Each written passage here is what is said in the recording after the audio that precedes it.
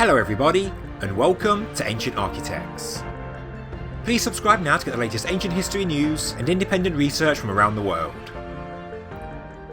Today is Easter Sunday, and whilst the Christians of the world are celebrating the resurrection of Jesus Christ, Christians and non-Christians alike will no doubt be feasting on chocolate eggs.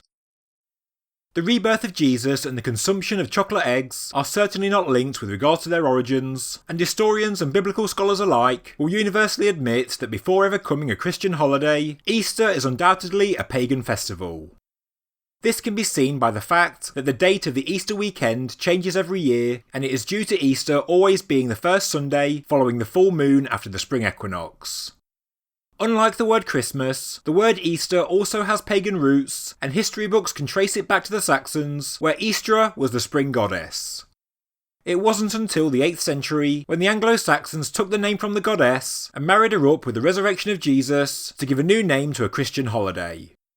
But of course, Easter as a celebration goes back much further than the Saxons, and some say it even goes as far back as the Sumerians, and the legend of Dumuzi or Tammuz to the Babylonians, and Ishtar or Inanna.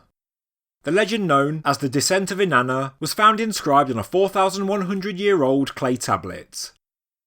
As Tammuz dies, Ishtar follows him into the underworld, where she gets judged, killed, and is hung on display. Meanwhile, the earth goes into decline, with crops failing and animals stop reproducing. After being missing for 3 days, the god Enki sends 2 creatures into the underworld, carrying the plant and water of life, and the 2 gods are resurrected. They return to earth as the light of the sun for 6 months, and 6 months later they go back into the underworld again and stay for a further 6 months. Hence we see the cycle of death in the autumn and life in spring, all of which of course are connected to sun worship. As you can see, like the story of Noah's flood, the Christian story of Jesus has borrowed a lot from the Sumerian legends. Whether Jesus was a real person or not is open to debate and is not for this video, but there is no doubt that the story of Jesus was embellished with far more ancient mythology to keep the ancient knowledge alive and to encode the wisdom into the New Testament for future generations. The Bible is certainly a carefully crafted work of art.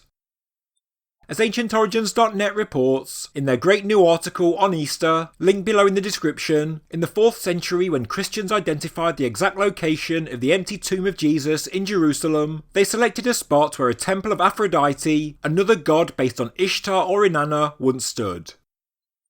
Like with most churches and cathedrals around the world, the former pagan temple was torn down, and in this case the Church of the Holy Sepulchre was built in its place. But of course, as many of you know, there are many more stories of death and resurrection in the ancient world, such as the story of Horus in ancient Egypt, Mithras, Dionysus, etc. All such legends have common elements, and are all associated with sun worship, and many were incorporated into the New Testament, which really isn't unsurprising when you look at the formation of the Holy Roman Empire and the adoption of Christianity by the Emperor. In ancient times, the Cybele cult flourished on today's Vatican Hill. Cybele's lover, Attis, was born of a virgin, died and was reborn annually. The Spring Festival began as a day of blood on Black Friday, rising to a crescendo after 3 days in rejoice over the resurrection. In the early days of Christianity, there were violent conflicts between this cult and early Christians over whose god was true, when the fact is that both stories are actually the same. In the New Testament, the death and resurrection of Jesus is another symbolic story about the rebirth of the sun, and surely wasn't a literal event. But not all historians agree that Ishtar is the origins of Easter, because there is another spring goddess, known by the names of Osta, Ostara, Austra, and Eastra. This goddess was celebrated on the spring equinox of March 21st as the bringer of light after winter. But in actual fact, it is very likely that all of these gods originate from Ishtar.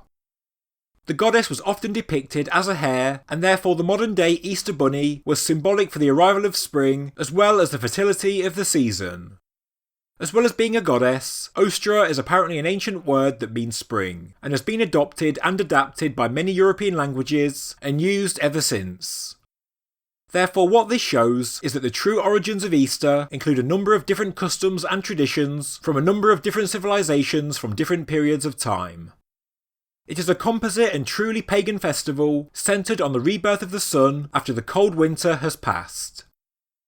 This is a timeless festival and has always been of high importance to most civilizations because it means that humans can once again cultivate crops as the earth warms up.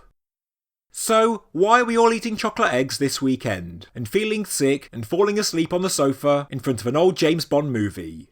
Okay, that was my own Easter tradition growing up, but as you may have guessed, in ancient spring worship customs, the egg was associated with rebirth, renewal and fertility. But why does a hare or Easter bunny give out eggs?